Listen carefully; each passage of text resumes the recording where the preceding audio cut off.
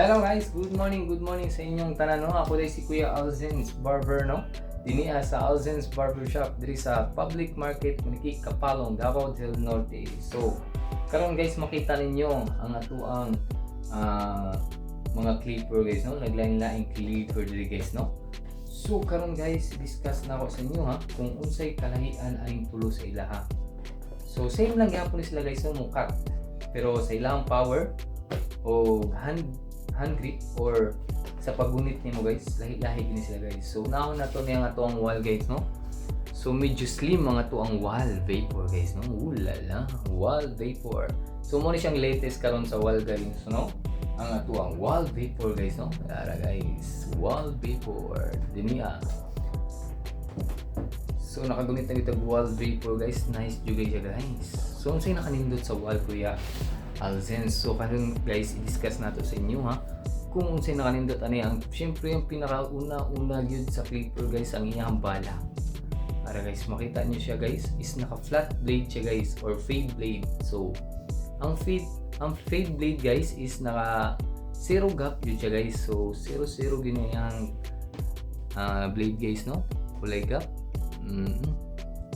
So nice jud kay ni siya guys. Ug naka carbon steel lang ato ang metal niya guys no. May nakanindot siya guys.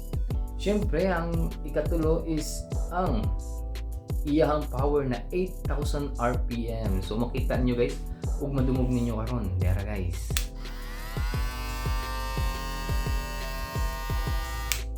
So karon guys nadungog ninyo guys no, medyo sabak gyud guys kay syempre power man siya makina. So mo yung wall vapor guys no, nindot kay siya mga design guys no. So na siya design diri na blue guys no, na murag light. Nga mo connect gyapon siyang light blue diri sa ilalom. Para guys, so makita niyo guys no. Nice dito siya guys. Nice siya i-grip. Oh. Tas nice po siya og power guys. Pangharabas sa mga gusto mang harabas yung buhok. Tara, gamita. Si gupit. Oh, ayun di ba? Ayun guys. So makita niyo guys, ug mo to ang review sa tuwang wall vapor guys no, nga naka-power og 8,000 RPM. So katong mga gusto mo palit, oh, dira na. Pangita lang mo diya sa online guys no, nani siya diya wall vapor. So karon guys ang ikaduha ang atuang Midshow M10. So kuya unsay kalahian sa ilaha daw be? O diara guys, explain na ako sa inyo kanang pod. Ang atuang Midshow M10 ay naka-stock fade blade siya. Para guys, naka-taper blade siya. Okay. So makita nyo guys unsay kalahian. So karon guys, ang gamit nako ani guys is kaya niya mag-blend matic na. Nga dili ka mag-zero. So dili ka mag-point cut. Kaya niya i-blend na matic na. Gusto mo mag-taper, so gamit kayo ninyo ni ang taper blade. Tara guys. Mas dali siya maka-blend guys no. So para sa kuha mas dali siya maka-blend. Depende na lang sa inyong paggamit gamit ani guys no. So karon guys, explain na ako sa inyo ang kalahian silang duha guys no. Syempre ang ilahang curve. Kay walay curve ang flat blade, tas naka-curve ang taper blade. Para guys. So ang kalahian po nila guys is ang power.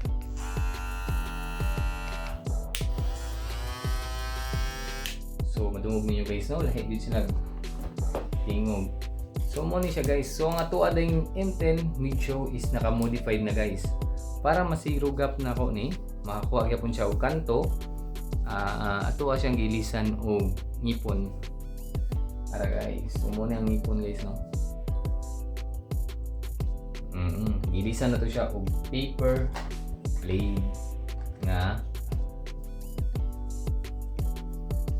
blade. Tara.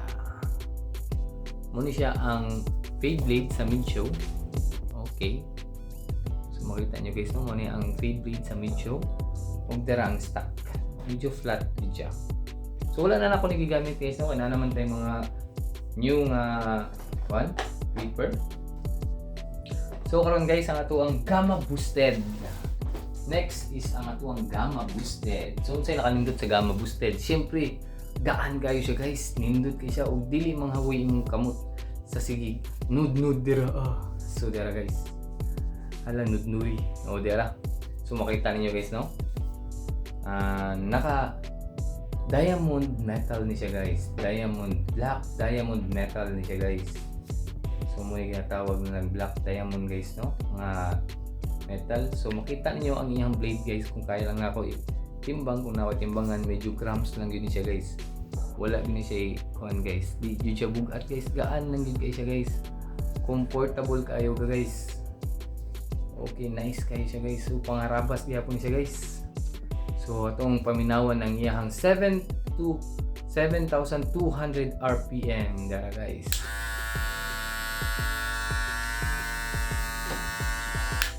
So tining lang siya tingog guys, no, kay medyo baba pa man siya kaysa sa tuang wall vapor guys. So say kalahian sila. Siyempre ang grip lang guys. Ang grip lang ang kalahian sila para sa kuha. And ang power.